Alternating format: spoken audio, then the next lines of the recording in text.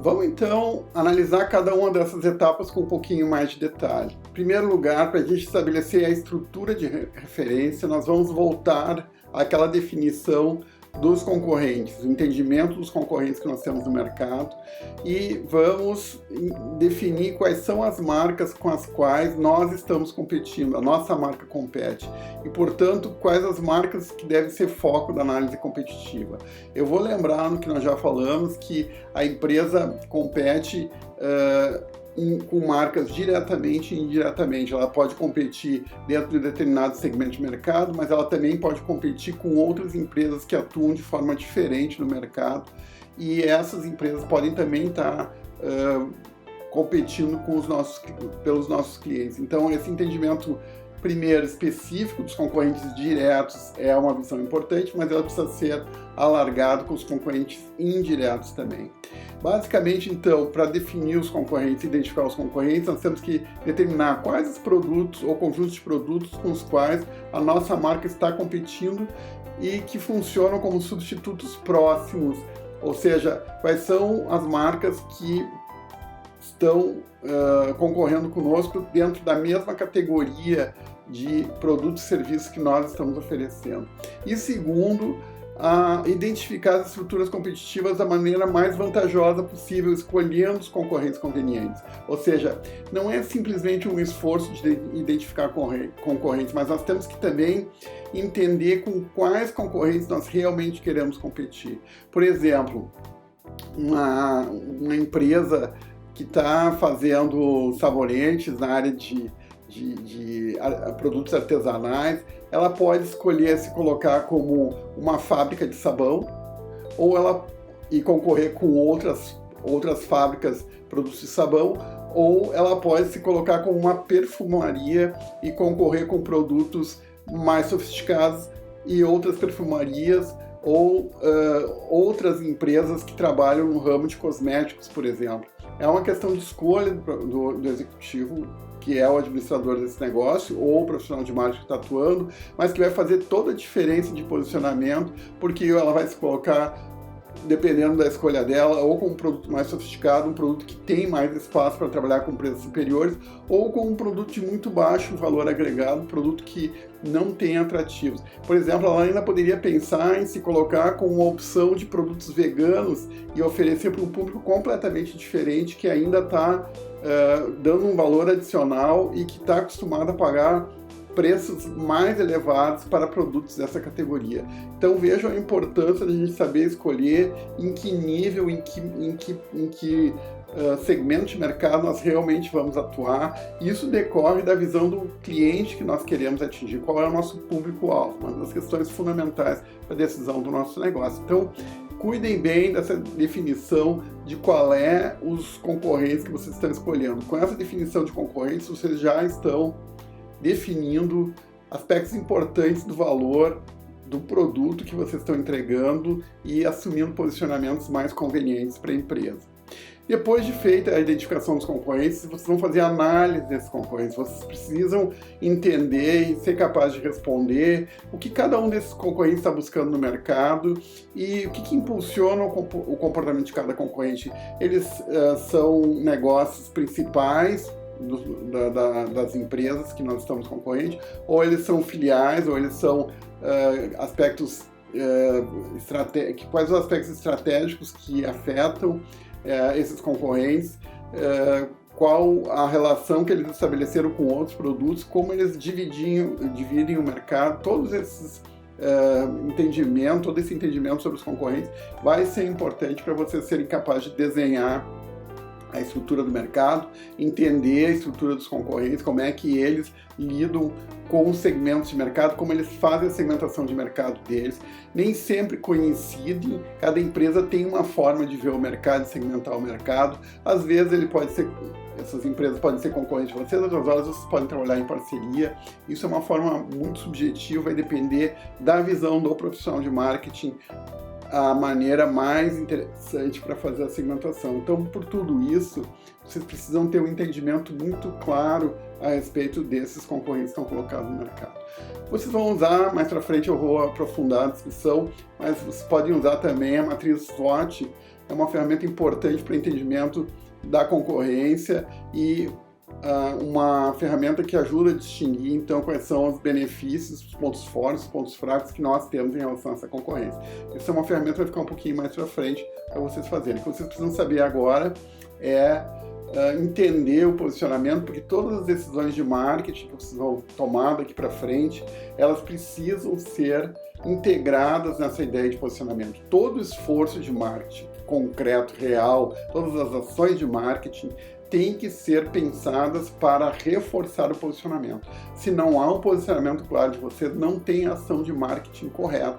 Não adianta entender o que precisa ser feito com o produto se essas ações em cima do produto não reforçam o posicionamento de vocês. Vamos ver a próxima etapa para criar o posicionamento que precisa ser feito. Uma vez que está entendido, então, quais são os espaços ocupados pela concorrente e, eventualmente, entender também quais são os espaços vazios que a concorrência ainda não ocupou e que nos dá uma chance de entrar, então, no novo mercado que ainda não tem uma grande concorrência, que também é bem interessante, nós vamos, então, ver quais são as associações que nós temos que criar com a nossa marca. Quais são as crenças, quais são os aspectos relevantes da nossa marca que nós vamos comunicar para o público-alvo e vamos reforçar e ressaltar em relação ao público-alvo. Bom, a literatura diz que nós precisamos de dois aspectos importantes. O primeiro seria os pontos de semelhança.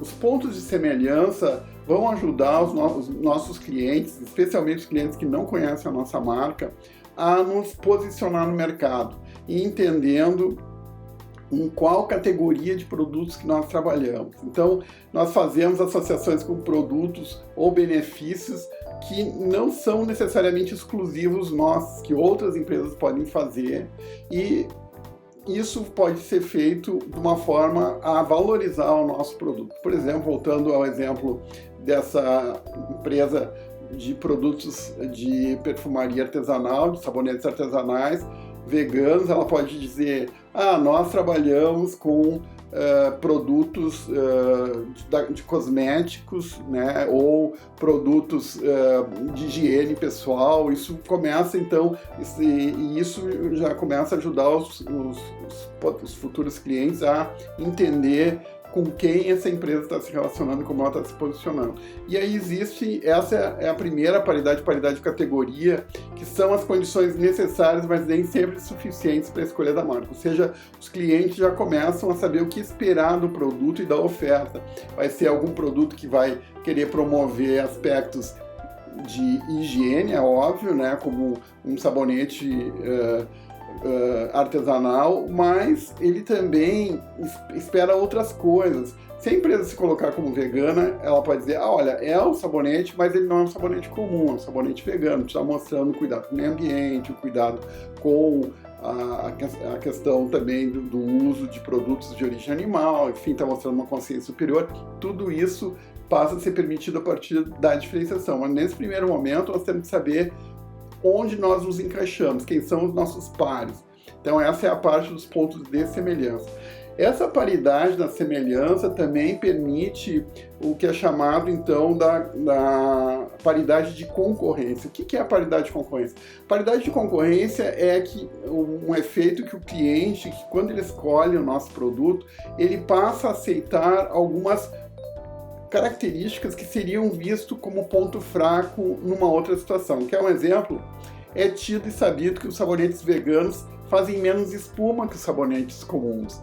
Então, quando a pessoa aceita que o sabonete é vegano, ela tem já o ponto de paridade de concorrência implícito, que é que ela não vai poder comparar o produto em relação à quantidade de espuma que é feita. É claro que produzir espuma não é a mesma coisa que limpar. Então, para quem conhece a área, quem conhece os produtos, já vai ter esse entendimento. Agora, quem não conhece pode usar esse atributo como um atributo comparativo e prescindir, abrir mão do produto vegano, vai dizer, não me interessa o produto vegano porque ele não limpa direito. E a empresa tem que estar atenta para isso e tem que ser capaz de argumentar nessa linha. Bom, identificados os pontos de semelhança, agora nós vamos apresentar os pontos de diferença. Bom, os pontos de diferença são atributos e benefícios que os consumidores associam fortemente a uma marca e não a outras. Então, eles avaliam positivamente esses atributos e benefícios e acreditam que não poderiam ser equiparados por outra marca da concorrência. Na verdade, a gente não está falando de um único produto vegano, por exemplo, de um único atributo ou benefício, por exemplo, o produto vegano. Nós estamos falando de um conjunto. Então, nós temos que dizer que não só o produto é vegano, mas ele também respeita o meio ambiente, não é exatamente a mesma coisa.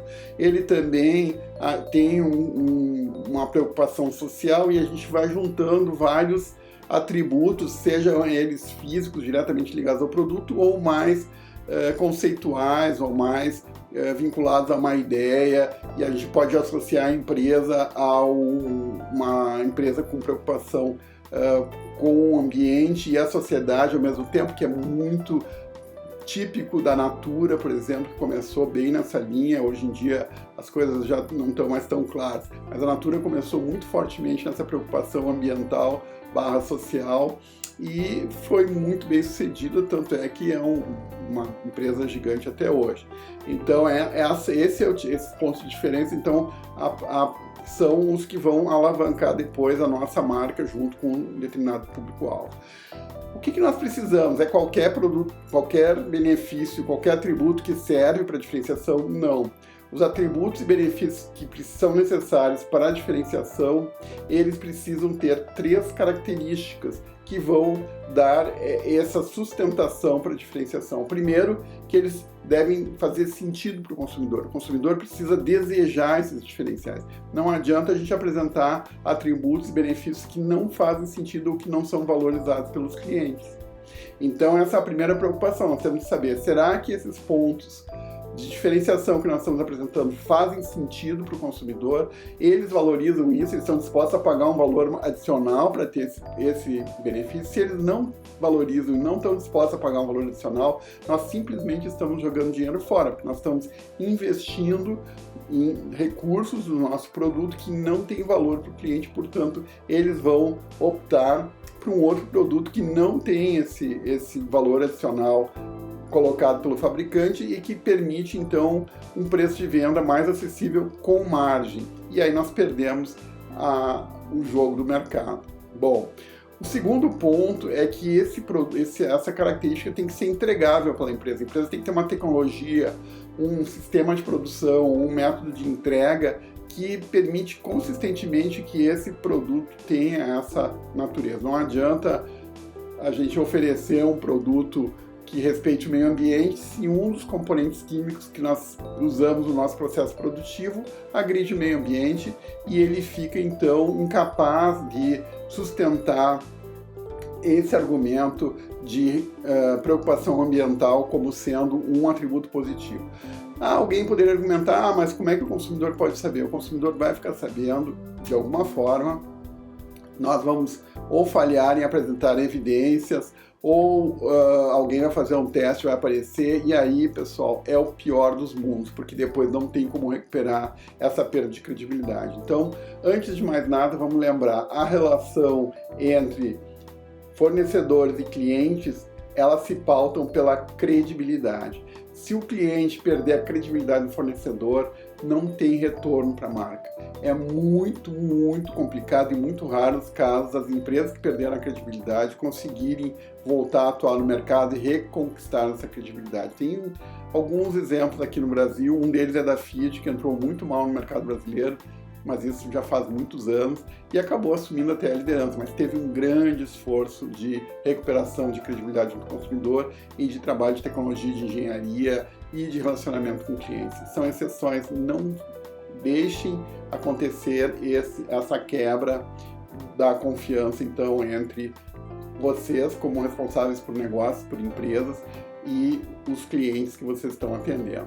E por último, então, é claro que esses atributos ou benefícios têm que nos diferenciar da concorrência, ou seja, os clientes têm que perceber isso como diferentes, a nossa marca como diferente em relação aos concorrentes. Não basta que nós saibamos qual é a diferença que para nós faça sentido. Os clientes que nós atendemos é que tem que ter isso claro. E isso nem sempre é trivial, então nós temos que fazer um esforço de comunicação e nós temos que fazer um esforço de contraste maior, valorizar a diferença que nós temos junto ao consumidor. Se nós fizermos tudo isso direitinho, nós vamos ter, então, os nossos pontos de semelhança com os nossos concorrentes e vamos ter os nossos pontos de diferença e vamos ser capazes, então, de marcar, de desenhar para o consumidor, de apresentar para o consumidor, então, quem somos nós? O que nós fazemos que é igual aos concorrentes e o que nós fazemos de diferente, e isso é um forte argumento que vai ajudar a justificar para os nossos clientes por que eles têm que escolher a nossa empresa, a nossa marca, em detrimento dos concorrentes.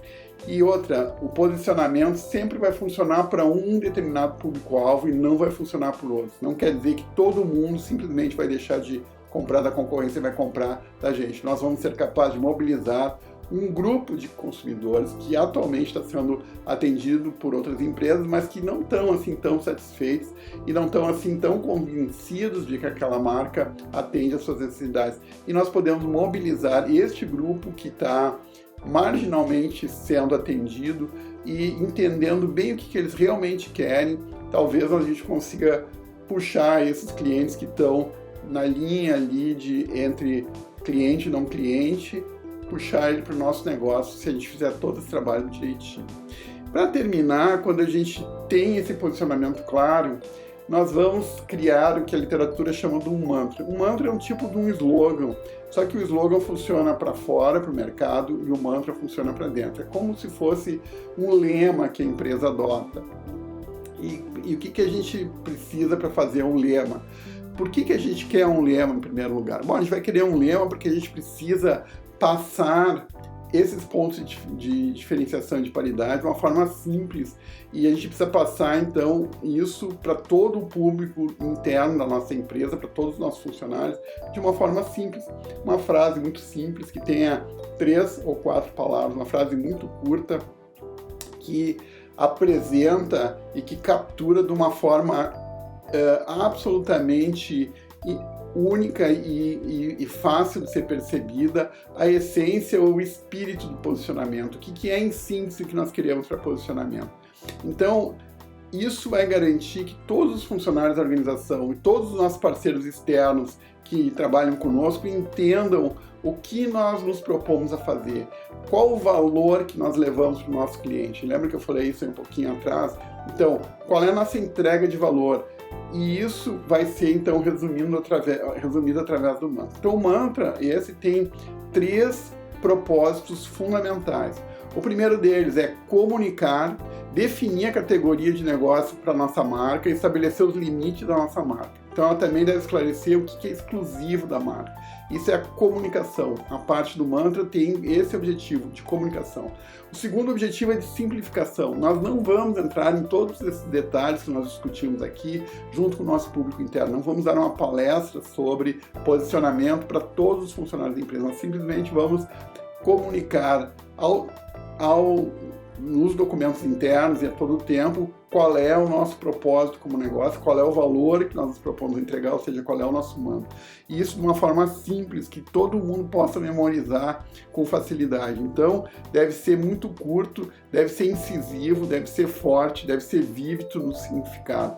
E, por último, esse mantra deve inspirar. Ele deve mostrar alguma coisa que tenha que cause envolvimento pessoal dos funcionários, que as pessoas se reconheçam nesse mantra, que queiram participar, que queiram dedicar a sua vida a atingir esse determinado propósito, que isso seja relevante para esses funcionários e que seja inspirador, então, ao máximo para os nossos funcionários. Então, ele tem que ter essa característica de inspirador. Se a gente fizer tudo isso certinho, nós vamos chegar num resultado que eu usei aqui como exemplo, que é o mantra da Nike. Para a gente entender um pouquinho a história do negócio, então, A Nike, que todo mundo conhece aqui, inicialmente se posicionava como uma vendedora de tênis. Ela começou produzindo tênis para os vários esportes e foi crescendo, agregando a linha para outros esportes, e esse foi o início do negócio. Ora, com a expansão da Nike, ela passou então a desenvolver outros calçados esportivos, mas essa foi a origem, e ela foi agregando outros produtos para todos na linha de calçados esportivos para ir estendendo e ampliando seu negócio. Bom, também esgotando um pouco as possibilidades dentro dos calçados esportivos, ela seguiu para roupas esportivas. Então, a ideia da Nike é, bom, eu vou vestir um atleta, né? Eu vou produzir abrigos, vou produzir outras camisetas, vou produzir moletons, eu vou produzir uma série de coisas que compõem, então, o vestuário de um atleta. E foi se desenvolvendo nessa linha. E depois começou a trabalhar com equipamentos também, alguns tipos de equipamentos para esporte, estendendo a ideia de produção e de oferta de produtos para uma forma muito ampla, que seria assim, bom, tudo que fizer sentido dentro dos esportes, do mundo dos esportes, então pode ser feito pela Nike. Isso não é muito bom. De uma certa forma, a evolução do negócio, então, fez com que ela fosse perdendo o seu posicionamento e fazendo a ficar confuso. Até o ponto de, por exemplo, o executivo da Nike pensar assim, eu vou querer estender a linha já que eu estou na linha de calçados esportivos, quem sabe um calçado mais casual, um mocassim, será que não cabe nessa proposta? E isso começa a criar, então, inconsistências na marca, e os consumidores começam a perceber, então, na verdade, a Nike é um negócio que engloba qualquer coisa que o pessoal queira me vender, que tenha uma leve lembrança da parte esportiva. E aí vem a reviravolta, né? Vem um reposicionamento feito dentro da Nike, que diz, não, nós só vamos trabalhar com produtos que tenham um autêntico desempenho atlético, que exijam um autêntico desempenho, uma atitude atlética. E esse ficou, então, sendo um mantra da Nike, o autêntico desempenho atlético. E por que esse mantra é importante? Porque qualquer um que tiver uma ideia para um novo produto que queira ser comercializado pela Nike, ou um novo produto que venha a ser ainda desenvolvido por alguém, os executivos vão se perguntar, esse novo produto está sendo oferecido, ele reforça a minha ideia de autêntico desempenho atlético, ele é compatível com essa ideia que eu estou reforçando junto ao meu público-alvo? Sim, se ele reforçar, então esse novo produto é bem-vindo no guarda-chuva de produtos da Nike. Se houver qualquer dúvida se esse produto realmente reforça a ideia de desempenho atlético, ele deve ser preterido, porque nós não podemos causar inconsistência nem dúvida do consumidor sobre qual é o propósito da Nike, o que ela se propõe a fazer e por que ela se distingue de outras marcas. Então, essa é a ideia. Só para lembrar, todo mundo sabe, né, mas está aqui, o Just Do It também são 3 palavras, apenas faça, vai lá e faça, né? Não pensa muito, vai lá e faz o teu esporte, faz o teu movimento. Esse slogan é super conhecido também da marca, mas ele é para o público externo. E vejo que não tem exatamente uma relação direta, então, aquilo que eu faço para o público interno, para o público externo. Qual é a lógica disso? A lógica é que eu digo para o público interno, os funcionários da empresa, aquilo que eles precisam saber para criar um clima, para tomar as decisões, tanto de marketing, como as de produção, como as de investimento, coerentes com o meu posicionamento.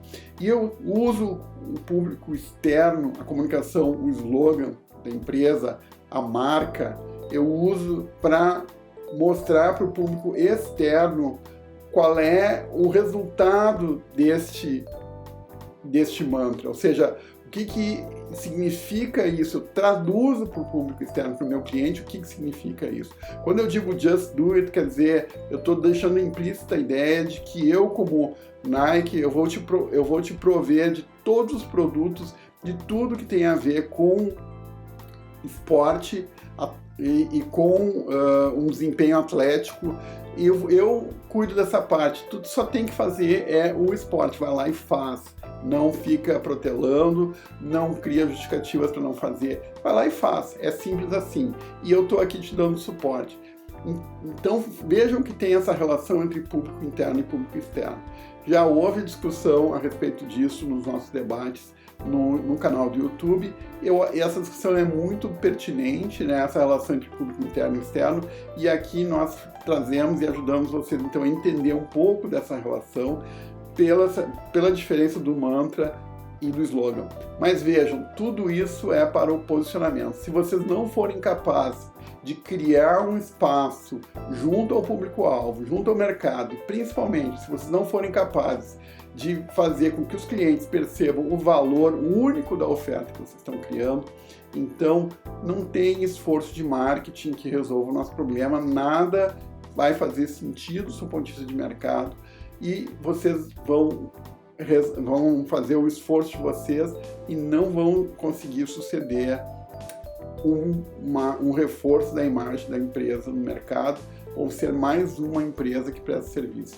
E isto não é o que nós queremos. Sigam as regras de posicionamento, discutam isso com os empresários que estão abrindo as empresas para vocês, percebam e levantem os pontos que são colocados aqui na teoria, façam um trabalho bem feito, que o posicionamento vai ser reforçado, vai ser reconhecido pelo público-alvo, e vocês vão entrar em mercados que vocês nem imaginariam que estariam disponíveis para vocês.